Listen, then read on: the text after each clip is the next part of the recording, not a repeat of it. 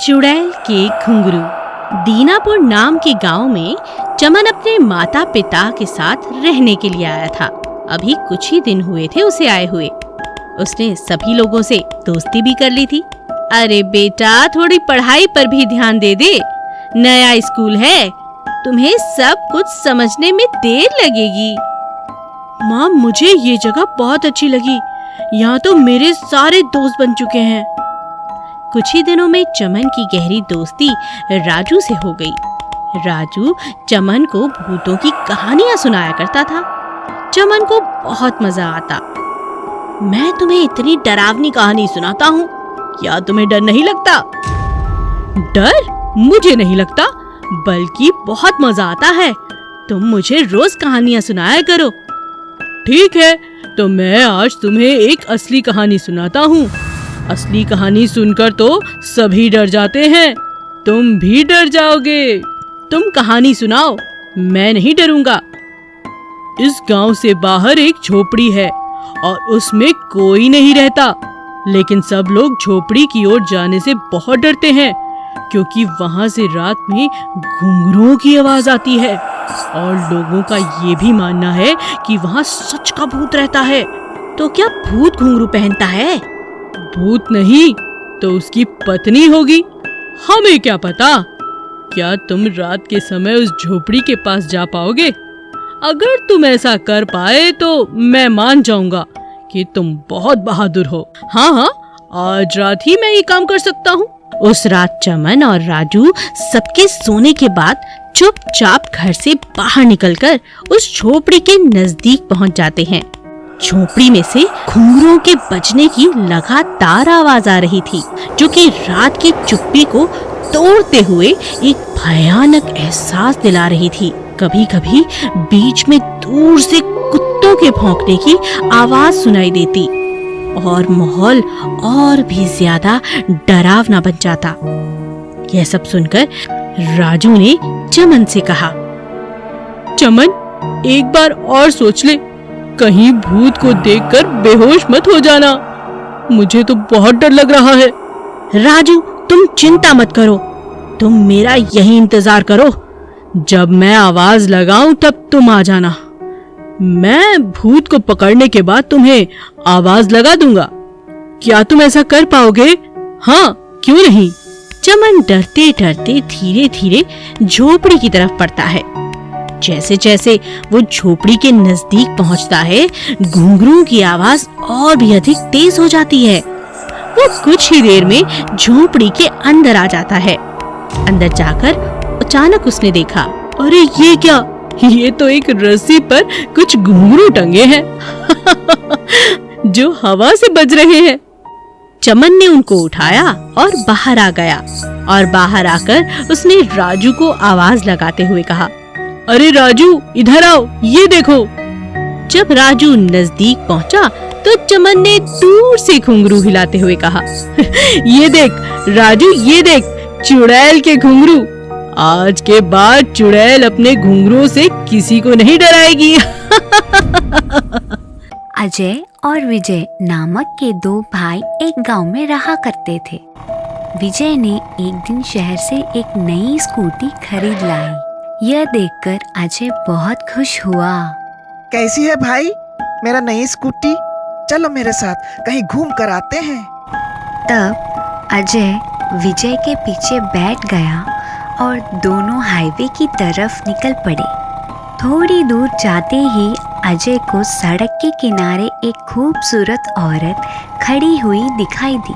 तुरंत ही विजय को उसने लड़की के पास गाड़ी रोकने के लिए कहा, आप कहे तो आपको हम लिफ्ट दे दें? चलो मेरे पीछे बैठ जाओ, मजे करेंगे। नहीं भाई, मेरा नई स्कूटी खराब हो जाएगा और इस औरत को बिठाने के लिए जगह भी नहीं है। चलो चलते हैं। तुम किसी काम का नहीं हो। तुम स्कूटी मुझे दे दो और तुम पैदल घर चले जाओ। मैं इस औरत के साथ मजे करके ही लौटूंगा।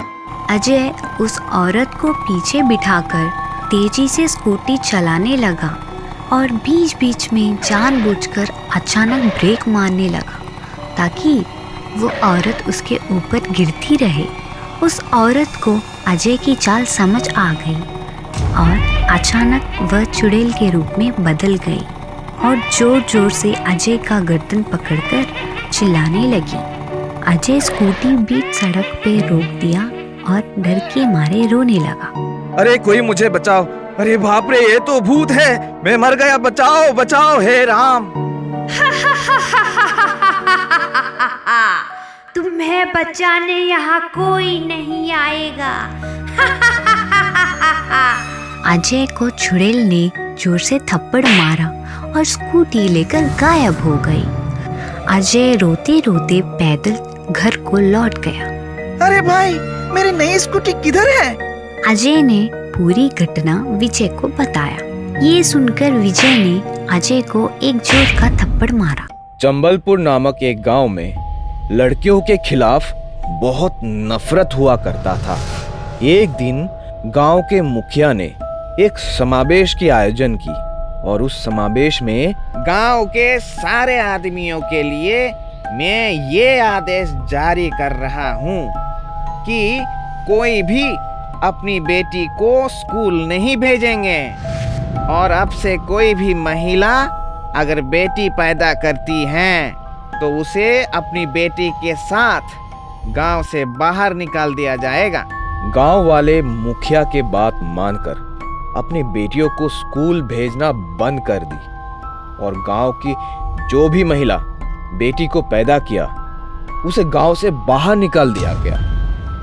तुम लोगों ने मेरे बात मानकर बहुत अच्छा काम किया। ये बोलकर गांव की मुखिया वहां से चले गए, लेकिन अगले ही दिन से गांव में एक भयानक चुड़ैल हाहाकार मचाने लगी।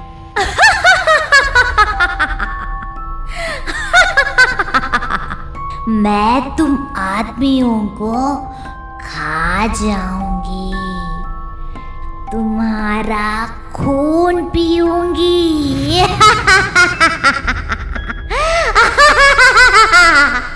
चुड़ैल से डरकर गांव के लोग मदद के लिए मुखिया के पास भागे। क्या हुआ? सब लोग इतने परेशान क्यों दिख रहे हैं? तब सबने मिलकर मुखिया को चुड़ैल की हरकतों के बारे में बता दी।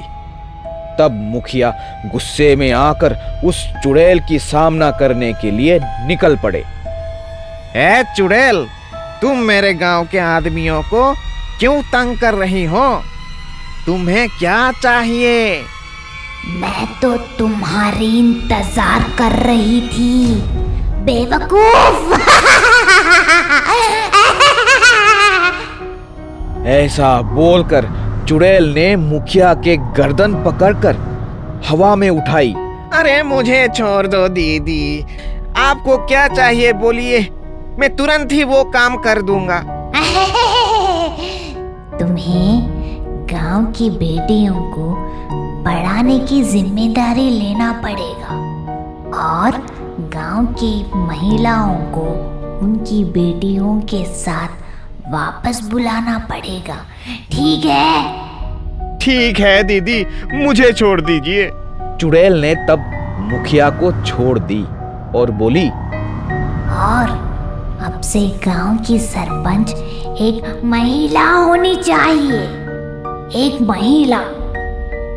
ये सुनकर गांव की महिलाएं खुश हो गई और चुड़ैल की जय जयकार करने लगे।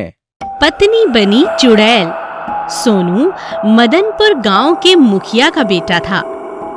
वो मालती नाम की एक लड़की से बहुत प्यार करता था। माँ, मुझे मालती बहुत पसंद है, मैं उससे शादी करना चाहता हूँ। अच्छा, ये बात है। मैं आज ही तेरा रिश्ता मालती के घर पर भिजवाती हूँ। कुछ ही दिनों के बाद सोनू का दोस्त राजू उससे मिलने के लिए आता है। सोनू, मैंने सुना है तुम मालती से शादी कर रहे हो। क्या तुम भूल गए हम बचपन में मालती को चुड़ैल कहते थे? अरे राजू, यह सब तो बचपन की बातें हैं, पर यार मैंने खुद अपनी आंखों से उसके उल्टे पैर देखे हैं। तुम्हें उससे शादी नहीं करनी चाहिए। देख लो भाई, बाद में मत कहना मैंने तुम्हें बताया नहीं। नहीं राजू, यह सब बेकार की बातें हैं। मुझे मालती बहुत पसंद है और मैं उसी से शादी करूंगा। सोनू, क्या तुम्हें मेरी दोस्ती पर विश्वास नहीं है? नहीं, ऐसी बात नहीं है राजू, वो तो है। अच्छा तो फिर मेरी एक बात मान लो, आज तुम मालती को उपहार में एक शीशा दो और उसे मालती को अपने सामने ही खोलने को कहना। सुना है भूत और चुड़ैल आईने में नहीं दिखते, उससे साबित हो जाएगा मालती चुड़ैल है या नहीं। ठीक है, मैं तुम्हारी बात मान लेता हूँ और शीशा लेकर मालती को उपहार दूंगा। सोनू एक आईना खरीदकर मालती से मिलने जाता है। कैसी हो मालती? देखो मैं आज तुम्हारे लिए एक उपहार लाया हूँ, जरा खोलकर तो देखो। मालती ने जैसे ही आईने को खोलकर देखा, उसमें उसका असली रूप दिखाई दे गया। वह मालती के रूप में एक भयानक चुड़ैल थी। मालती को चुड़ैल रूप में देखकर सोनू बहुत डर जाता है। इसी कोशिश में मालती रूपी चुड़ैल उसके सामने आकर खड़ी हो जाती है।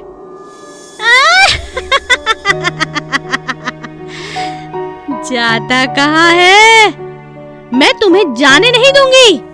तुम्हें तो मुझसे शादी करनी है कि नहीं? जाओ, आज ही शादी के लिए सारी बारात ले आओ। नहीं नहीं, तुम कौन हो? तुम मेरी मालती नहीं हो सकती, तुम तो एक चुड़ैल हो। छोड़ दो मुझे, छोड़ दो, बचाओ, कोई मुझे बचाओ। तुम्हें जाने नहीं दे सकती, क्योंकि तुम तो मेरे हो सोनू, तुम मेरे हो। बचाओ, कोई तो बचाओ, अरे बचाओ। और इस तरह चुड़ैल सोनू को लेकर उसी शीशे में समा जाती है और कहीं गायब हो जाती है। उस दिन से आज तक मालती और सोनू चुड़ैल पति पत्नी के रूप में जाने जाते हैं।